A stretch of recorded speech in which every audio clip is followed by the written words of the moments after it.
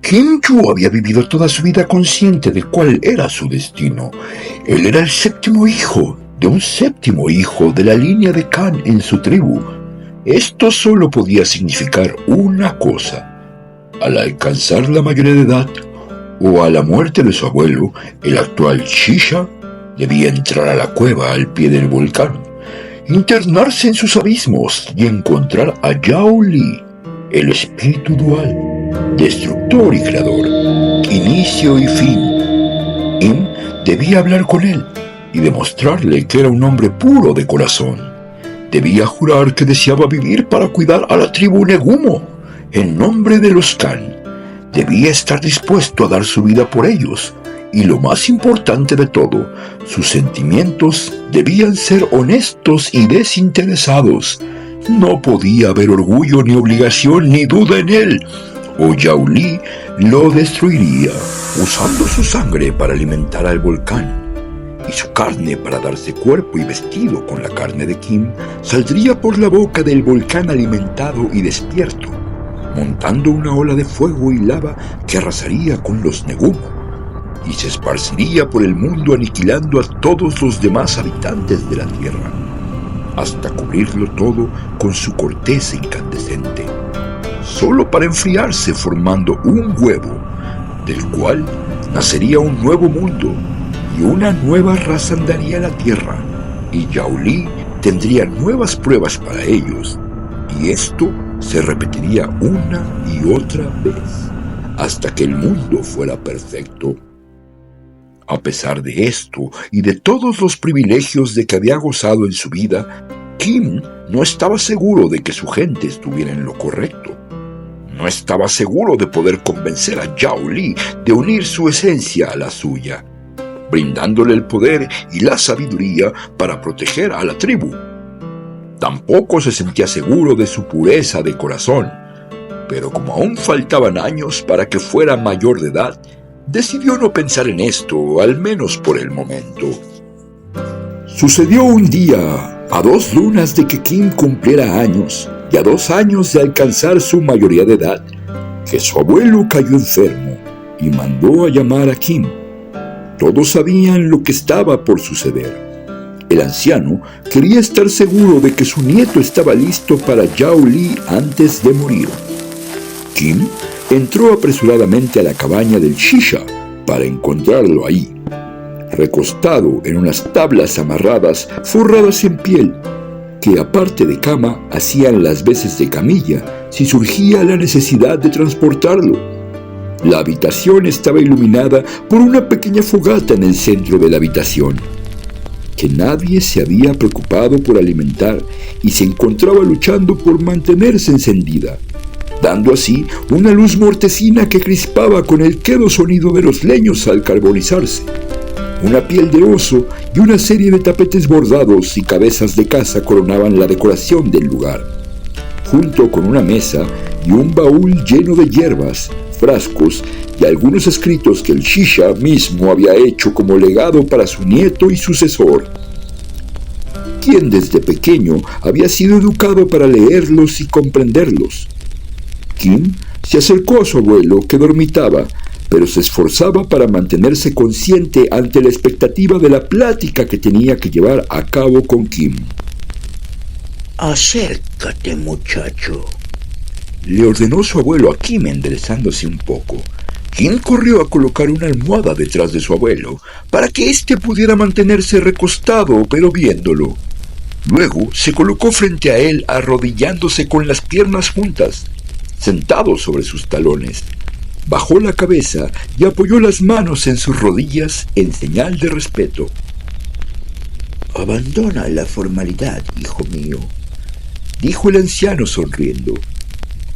«Un moribundo no la necesita, y menos cuando viene de aquel que es su igual, ya que se convertirán en uno mismo». Kim levantó la cabeza, forzó una sonrisa, ya que pasar por alto las formalidades lo incomodaba, pero por respeto y obediencia a su abuelo, puso sus prejuicios a un lado y se levantó avanzando hasta la cabecera donde su abuelo había palmeado la cama camilla, indicándole que ahí era donde debía sentarse. Pero eso ya era mucho pedir, y el anciano lo sabía, así que no se sorprendió cuando Kim se quedó de pie. En el fondo era lo que esperaba, y su pecho se inflamó de orgullo antes de continuar.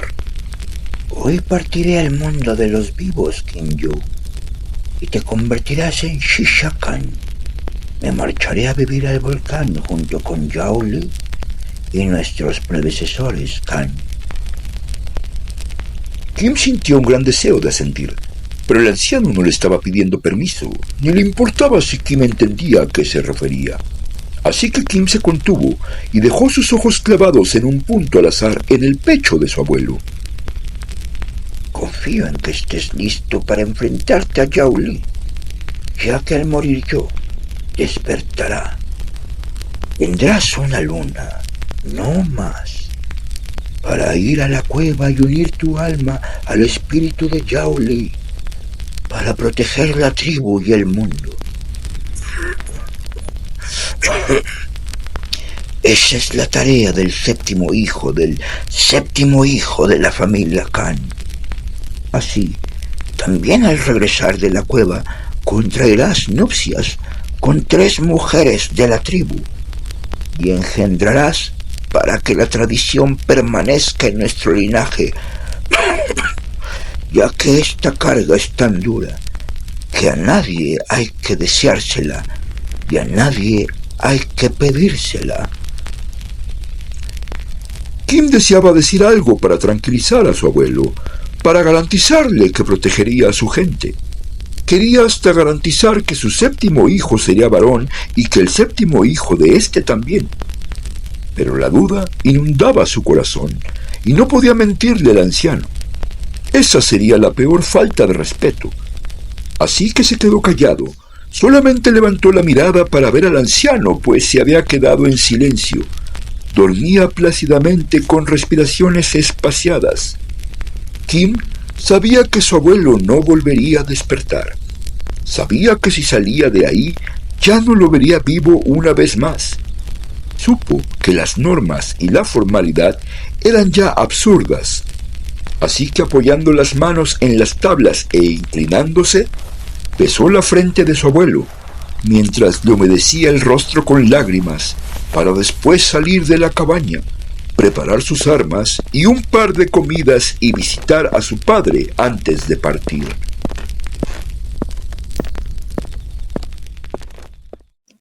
Kim encontró a su padre al filo del barranco, desde donde se podía ver la extensión del mundo que era desconocido para los Negumo, pero que sabían estaba habitado por otros hijos menos privilegiados de Yao Li. Gente que ignoraba que había en ese lugar apartado un joven que debía convencer al Creador de no destruir el mundo, mientras los pecadores del mundo inferior vivían una orgía de sexo, asesinatos y alcohol. Estúpidos y felices. A veces Shibu, padre de Kim, los envidiaba, pero la mayor parte del tiempo se debatía entre el desprecio y la compasión. Cuando Kim se acercó, su padre no volteó para mirarlo. Simplemente se contentó con preguntar: ¿ha muerto ya? ¿O a dónde pretendes ir? A Kim siempre le había asustado cómo su padre parecía estar al tanto de todo cuanto pasaba. Esto le hacía su tarea más difícil, o más fácil. Aún no lo decidía. Tal vez dejara que su padre contestara la pregunta por él. Pero mientras tanto, tenía que despedirse. Había decidido no hablar nunca más hasta cumplir su misión. Así que, confiando en el poder de su padre, concentró en su mente la imagen de un tigre. Al no escuchar respuesta por parte de Kim, Shibu volteó hacia él. A pesar de no ser psíquico, ni mucho menos, vio miedo, duda y una profunda tristeza en los ojos de su hijo. Vio sus mejillas manchadas por la sal de las lágrimas que había derramado sobre su abuelo, pero vio su respiración tranquila, así que lo comprendió todo. Aún está vivo, pero no quieres. Más bien, temes enfrentarte a Yao Li. Pero si aún no estás loco, Debes saber que no tienes opción. Kim se sorprendió una vez más. Tal vez era su padre quien debía hacer la unión con Yao Li. Tal vez se habían equivocado, y él debía haber sido su padre y su padre él. Eso explicaría todo. Pero aún faltaba que supiera a dónde se dirigía. Así que concentró una vez más la imagen del tigre en su cabeza, y sin darse cuenta descubrió el tatuaje de los Kan de su pecho, y asomó sus dientes por entre sus labios en una expresión salvaje, lo cual le dijo a Shibu cuáles eran las intenciones de su hijo. Así que se dirigió a éste y desprendió de su propio cuello un collar, una simple pieza de madera tallada con la cresta de los Kan, pero que sujetaba con una especie de hilo transparente. Shibu puso el collar alrededor del cuello de su hijo, a pesar de que este collar es una simple decoración. El hilo es el que cuenta. La pieza de madera está enredada en un bigote del Kan. Cuando en mi juventud fui a enfrentarme a él, en busca de poder, fuerza y conocimiento, solo conseguí cortarle un bigote cuando me tenía ya entre sus mandíbulas, y éste se disponía a partirme a la mitad. Llévala contigo, y recuérdale que eres hijo de Shibu, el de huesos fuertes. El Kan es puro de corazón, y al ver que eres un Kan e hijo mío, se mostrará más dispuesto a hablar que nunca. Ve con bien, hijo mío, y vuelve pronto, que tu abuelo acaba de fallecer. Y al decir esto dio media vuelta y se quedó mirando al mundo inferior. Kim sabía que esto era un gran gesto por parte de su padre, pues éste esperaba que se marchara sin nadie para despedirlo, como si nada fuera a cambiar, dándole así la oportunidad de regresar como si nunca se hubiera ido. Y si regresaba triunfal, sería como si nunca hubiera dudado, y así, al abrigo de la noche, Kim corrió a internarse al bosque. Caminó al monte donde se presumía vivía el Gran Kan, padre de la tribu de Negumo. Kim se encontraba a escasos 100 metros de la aldea, cuando empezó a ver la columna de humo a su lado en la pira fúnebre, mientras los tambores y cascabeles resonaban en su oído, como si fueran tocados desde dentro de su cabeza, al tiempo que su corazón se acompasaba a esos ritmos que avanzaban en velocidad. Mientras más se alejaba, notó que los tambores seguían, pero los cascabeles habían dejado de sonar, hasta que se percató que ya no eran los tambores, sino el impacto de sus pies contra la firme tierra, y el de sus manos contra sus muslos, pechos y árboles. Él seguía el ritmo de los tambores, mientras su corazón y su paso se sincronizaban con este, en un intento por distraer la mente de sus preocupaciones e infundirse valor, cosa que le había funcionado hasta que perdió la concentración. Kim tropezó con una raíz, siendo disparado unos metros adelante, hundiendo su cara en el barro de una tormenta que venía del norte, y había avanzado decidida hasta alcanzar al peregrino, que de inmediato terminó cubierto de barro y empapado.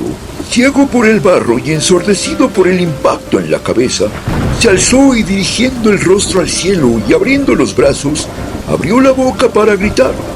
Tensó la mandíbula para liberar toda la energía en un sonoro grito para desahogar su dolor, su miedo, sus frustraciones, su odio contra sí mismo y su debilidad. Pero ningún sonido salió de su boca. Si algo tenía Kim, si algo le quedaba entero, era su convicción. Así que no gritó, porque lo había prometido. Si no había logrado hablar a su abuelo, no hablaría con nadie hasta fundirse con Yao Li y tener a su abuelo y a toda la línea de Kan dentro de su pecho. Se sentó inmóvil, una estatua cubierta de barro, profiriendo un grito mudo al ambiente mientras el agua caía sobre su rostro y su cuerpo, limpiándolo del barro, pero no solo limpiando su carne, sino purificando su espíritu, lavando las preocupaciones, los miedos y el odio. Pero ni las lágrimas del cielo, ni la entrega que hacía Kim de su cuerpo a los elementos fueron suficientes para borrar la duda. Una duda que para este momento ya se había enraizado en el corazón del joven.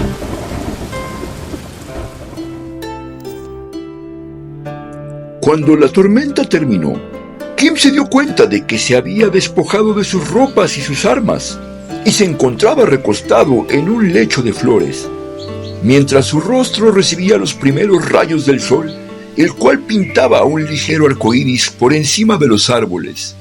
Entonces se levantó y trepó a un árbol, dejándose llevar por su instinto.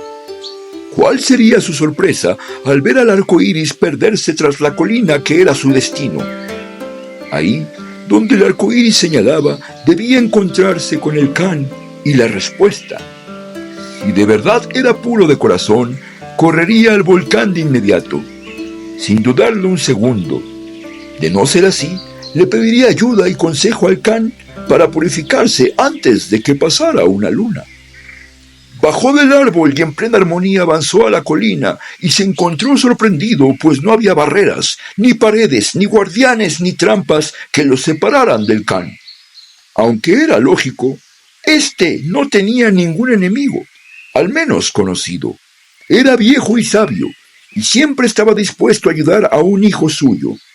Así que Kim rodeó el monte para buscar el punto señalado por el ahora ausente arcoíris.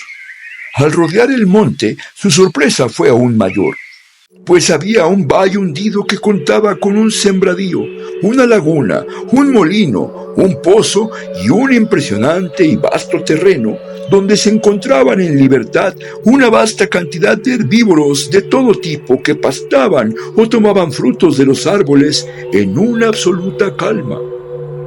Al bajar al valle, Kim vio a lo lejos un cerezo y al ser que estaba buscando.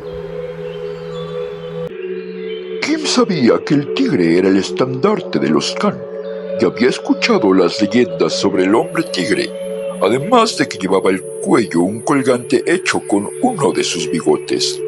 Pero aún así, nada lo hubiera preparado para la visión que apareció frente a sus ojos.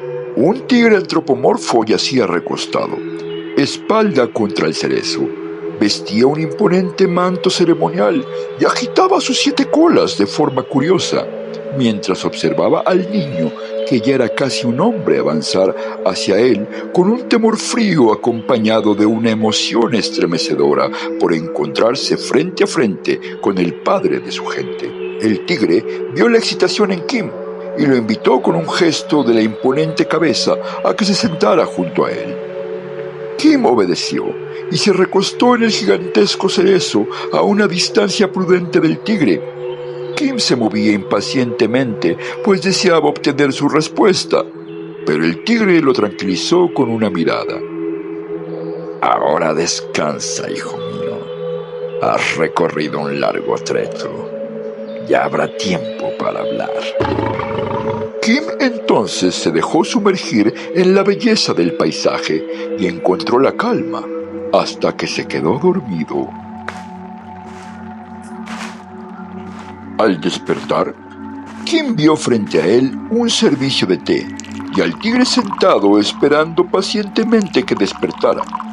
Al ver que éste se levantaba, le hizo un gesto para que se acercara y así ambos tomaron su té en silencio. Pasada una hora, el tigre se levantó e indicó al hombre que lo siguiera. El gran Kan se detuvo a la orilla del lago y tomando a Kim entre sus brazos, lo bañó en las aguas con una ternura y un cuidado que ningún hombre ha experimentado jamás. Al finalizar, el tigre lo recostó en la hierba para que el sol secara a su hijo. Ya que éste estuvo seco, preguntó: ¿Qué haces aquí, Shishukan? ¿No deberías estar en las profundidades de la tierra buscando a Yao Li? Esto sacó a Kim de su ensimismamiento y miró al Kan con una gran tristeza, dejando entrever su duda y desesperación. Tocó su pecho a la altura del corazón y con la otra mano tomó la tierra del suelo y la depositó creando una mancha negra en su pecho. ya que estaba dispuesto a mantener su promesa, aún en presencia de su padre, del cual sospechaba. Ya conocía el motivo de su visita. El can asintió con la cabeza en señal de entendimiento. Tendrás que realizar una serie de pruebas para confirmar que tu corazón es puro. La primera de ellas consiste en sembrar estas semillas, dijo el can tomando una bolsita de entre sus ropas. Siémbralas y riégalas con agua del lago. Si para mañana se ha dado la flor, habrás pasado la primera prueba. Además, deberás cosechar todo el trigo de mi territorio sin dormir. El tigre se levantó y le señaló a Kim un trigal que se encontraba del otro lado de la laguna. Después se alejó, dejando a Kim solo para cumplir con sus tareas. Kim no tardó en buscar un lugar dentro del sembradío del can para plantar sus semillas y después corrió al pozo, de donde sacó una cubeta que usó para regar sus recién sembradas semillas con agua del lago. Le parecía increíble que pudieran darse al cabo de una noche. Pero si el padre de los Negumo había dicho que era posible, entonces era posible. Luego se dirigió al trigal y encontrando una hoz, se dispuso a trabajar. Trabajó durante toda la tarde y toda la noche, y no parecía terminar. Cada vez que juntaba una buena cantidad, dejaba la hoz a un lado y se dedicaba a hacer atados. Así pasó que el sol había salido una vez más cuando terminó y vio que una vez más el trigal estaba repleto, lo cual descorazonó al joven, pero ya esperaba que las pruebas no fueran tan fáciles y comenzó de nuevo. Cuando iba por la mitad, ya tenía los dedos sangrantes y entumidos, y al mirar hacia atrás, vio que el trigo se disponía a crecer una vez más.